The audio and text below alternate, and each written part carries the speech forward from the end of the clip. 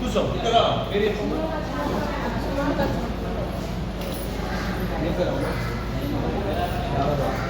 వయసు ఎంత ఉంటుందమ్మా? ఫోన్ నెంబర్ 95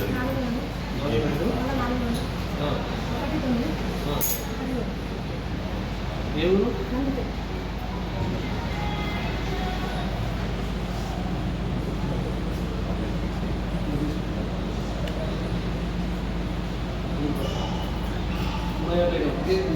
एज कितना रहता? उम्र उम्र कितना? 60. फोन नंबर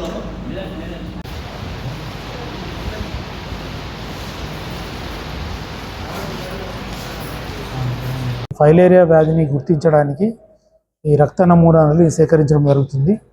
అది 3 దశల్లో చేస్తాము. మొట్టమొదటిది గుర్తించబడిన ప్రైవేట్ హాస్పిటళ్ళు మరియు గవర్నమెంట్ హాస్పిటల్, వీటిలలో మాకు 300 రక్తపూతల సేకరణ లక్ష్యంగా ఇచ్చారు. దీంతో ఇది రాత్రిపూటనే చేస్తాం ఈ సర్వే. ఎందుకంటే ఆ ఫైలేరియాకు సంబంధించిన మైక్రోఫైలేరియా రక్తంలో బయట పెరిఫెరల్ సర్క్యులేషన్లో ఆ టైంలో తిరుగుతుంటుంది. కాబట్టి రాత్రిపూటనే ఈ రక్త నమూనాలని సేకరిస్తాం. ఈరోజు ఆర్మూర్ ఏరియా హాస్పిటల్ మరియు ప్రైవేట్ హాస్పిటల్కి వచ్చేసరికి MJ hospital, life hospital, Asha hospital, ఈ హాస్పిటళ్లలో ఎస్పీ న్యూరో హాస్పిటల్, వీటన్నిటిలలో ఈరోజు ఉన్న ఇన్పేషెంట్లకు వాళ్ళతో పాటు ఉన్న అటెండర్స్కు రాత్రిపూట రక్త నమూనాలని సేకరించి ఈ పరీక్ష నిమిత్తం పంపడం జరుగుతుంది. రెండవ దశలో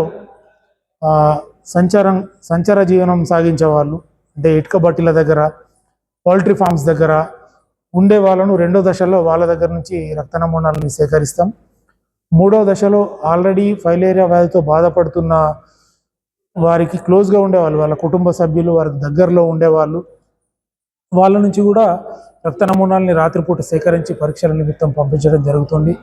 ఆ తర్వాత కామన్ పబ్లిక్లో కూడా రాత్రిపూట ఒక 10% పాపులేషన్ మనము రక్త నమూనాలను తీసుకొని దీనికోసం పరీక్షలు చేయడం జరుగుతుంది.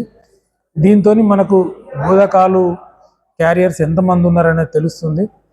ఒకవేళ తక్కువ ఉన్నట్టయితే మన జిల్లాను ఫైలేరియా రహిత జిల్లాగా నిర్ధారించడానికి మనం రిపోర్ట్ పంపించడం జరుగుతుంది. ఇప్పటి వరకు ఒక 200 నమూనాలు ఈరోజే మొదలుపెట్టినాం. ఇప్పటికీ 200 నమూనాలు సేకరించడం జరిగింది. ఇంకా ఇది కాకుండా మనకు ఆల్రెడీ ఫైలేరియా వ్యాధితో బాధపడుతున్న వాళ్ళే 575 మంది ఉన్నారు మన డివిజన్ వ్యాప్తంగా. 575 మంది క్లోజ్ కాంటాక్ట్స్ ఒక 10 మందిని వేసుకున్న 575 ఇంటూ 10 మంది ఇంకా ఆ శాంపుల్స్ తీసుకోవాలి. మనం కామన్ పబ్లిక్లో కూడా ఇంకా 10% తీసుకోవాలి. ఇంకా మిగతా ప్రైవేట్ హాస్పిటల్స్ నుంచి కూడా తీసుకోవాలి శాంపుల్స్.